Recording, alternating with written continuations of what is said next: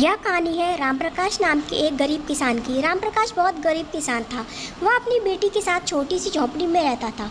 उसके पास खेती करने के लिए इतनी कम ज़मीन थी कि उसकी फसल को बेचकर उसे बिल्कुल थोड़े से रुपए मिलते थे।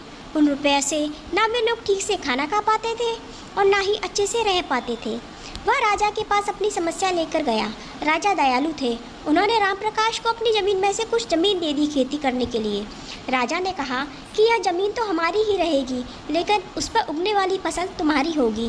रामप्रकाश ने राजा को बहुत बहुत धन्यवाद दिया। एक दिन वह खेत की जुताई कर रहा था, तभी उसका हल्की सी कठोर चीज़ से टकराया। रामप्रकाश ने वहाँ खोद कर देखा तो उसे सोने की एक ओखली मिली। रामप्रकाश ईमानदार था। उसने अपनी बेटी से कहा, हमें यह ओखली राजा के खेत से मिली है।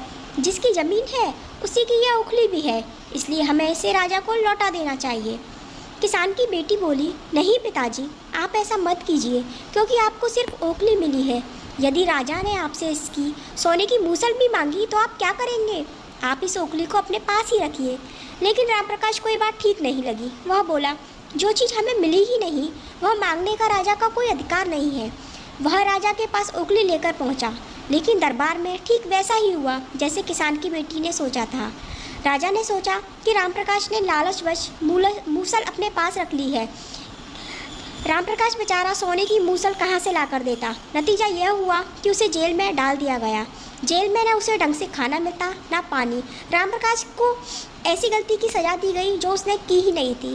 वह बिना खाए पिए निढाल हो गया। लेटे लेटे वह रोता रहता और कहता था, बेटी की बात मानी होती, काश काश मैंने अपनी बेटी की बात मानी होती। एक दिन राजा ने उसे ऐसा कहते सुन लिया।